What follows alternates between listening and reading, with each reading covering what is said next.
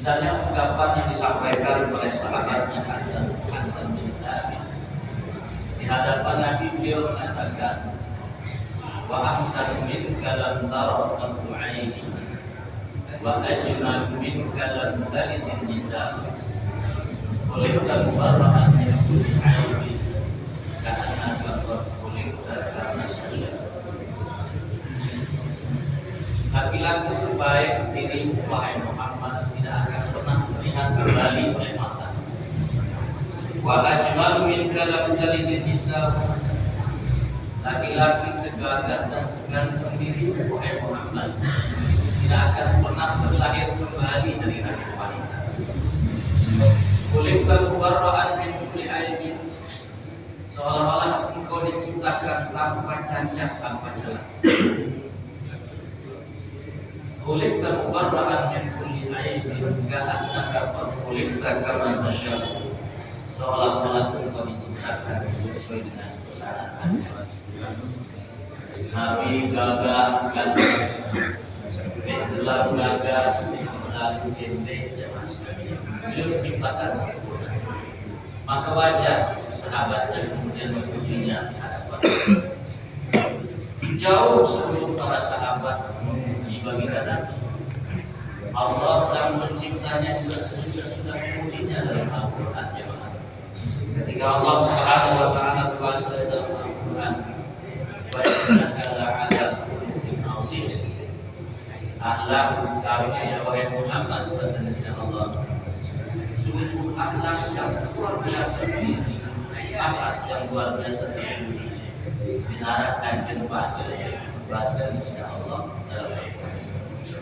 Maka Qur'an pada kesempatan ini izinkan yang menyampaikan beberapa ungkapan banyak syair surah Al-Quran yang maha dirahmati Allah.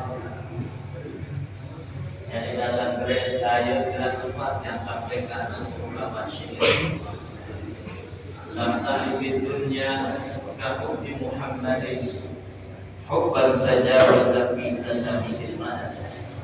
Jadi beriki lain mungkin baik yang akan yang sampaikan dalam rangka memuji baginda Rasulullah Sallallahu Alaihi Wasallam.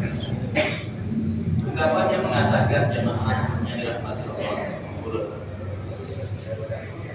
Anta dhiya'u idza salam tasawwada,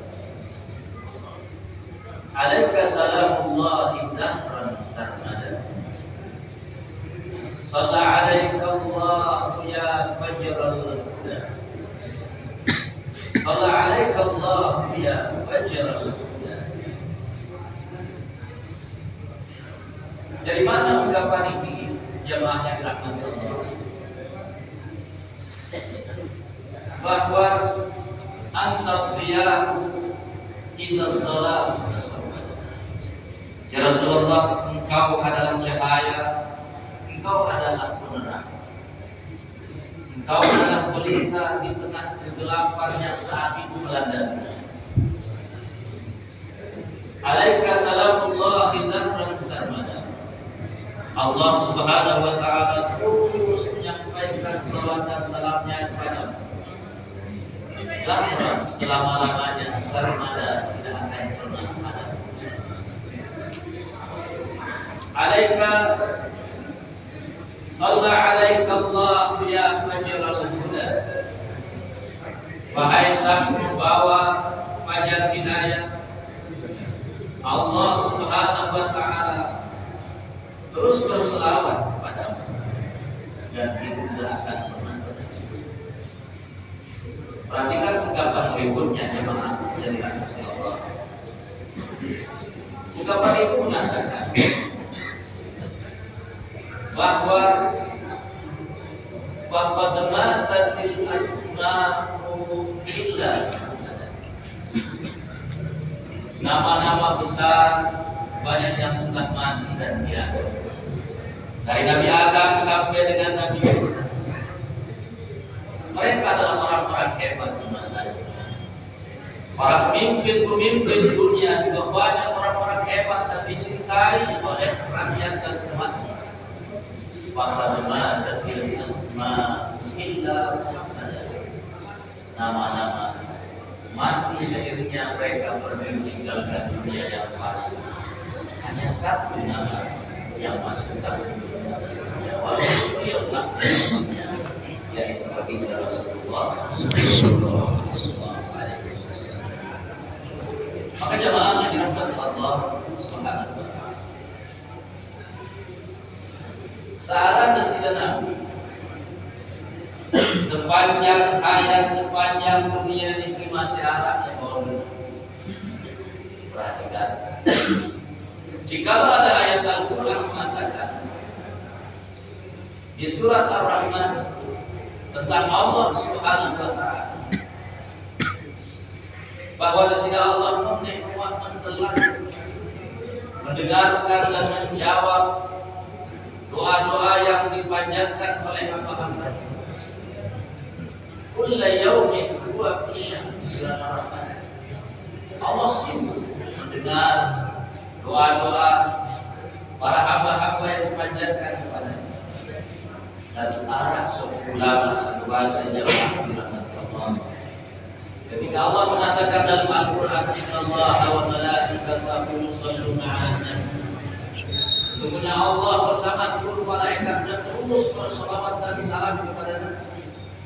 Ternyata Allah juga sibuk, selain sibuk dengan mendengar doa-doa hamba-hambanya yang dipanjatkan kepadanya, Allah Subhanahu Wa Taala ternyata sibuk dan tidak pernah berhenti menyampaikan salawat dan salam. Subhanallah. Itulah sebabnya Allah perintahkan yang bersami dalam lanjutan ayat tadi. Innallaha wa malaikatahu yusholluna 'alan nabi ya ayyuhalladzina amanu shollu 'alaihi wa sallimu taslima. Jemaah dirahmati Allah. Sesuai perintah dalam Al-Quran Allah sampaikan, aqimis shalah, wahai umat Islam berikan salat, wa atu zakat, wahai umat Islam bayarlah zakat. Perintahkan musami dan berbagai haji di tanah suci. Allah perintahkan yang musami berpuasa. Lalu yang menarik cerita dan tidak ada satu pun ayat yang menjelaskan Allah sholat, Allah berpuasa, Allah berhaji, Allah bayar zakat. Semua perintah-perintah itu Allah perintahkan yang musami untuk mengerjakan. Tapi ada satu perintah dalam Al-Quran sebelum Allah Ta'ala perintahkan, Allah sendiri yang mencontohkan dan mengerjakan, yaitu perintah bersolawat kepada baginda Rasulullah Sallallahu Alaihi Wasallam. Itu menunjukkan luar biasanya ibadah saat solawat. Maka pantas kemudian satu ungkapan ulama mengatakan, Aqimis sholat ala Nabi Muhammad فقبولها حتما بدون تردد أعمالنا بين القبول وربها إلا الصلاة على النبي محمد. Ayo Islam, teruslah kalian bersolawat kepada Nabi. Karena yang namanya solawat diterima oleh Allah secara pasti. Amalna bainal qabuli wa raddiha, amal ibadah yang kita lakukan setiap hari ini itu masih belum jelas antara ditolak dan diterima oleh Allah Subhanahu wa taala. Illa sholata 'ala Nabi Muhammad, hanya sholawat kepada Nabi yang diterima oleh Allah secara pasti. Aku rekomend jamaah yang dirahmati Allah. Ketika kita berusaha mendengar nama Nabi, langsung berselawat di baris benar. Kita lakukan itu semata-mata karena cinta dan spontanitas itu tandanya itu orang ikhlas.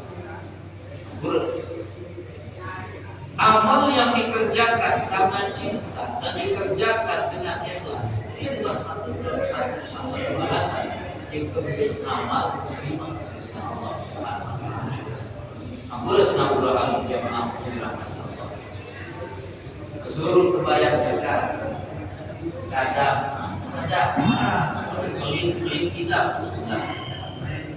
Itu nanti ya. Suruh tegawai sembahyang subuh, waktu subuh. Ketika azan subuh berkumandang as-salat khairum minan naum. Marah ibu-ibu. Harus sembahyang waktu subuh.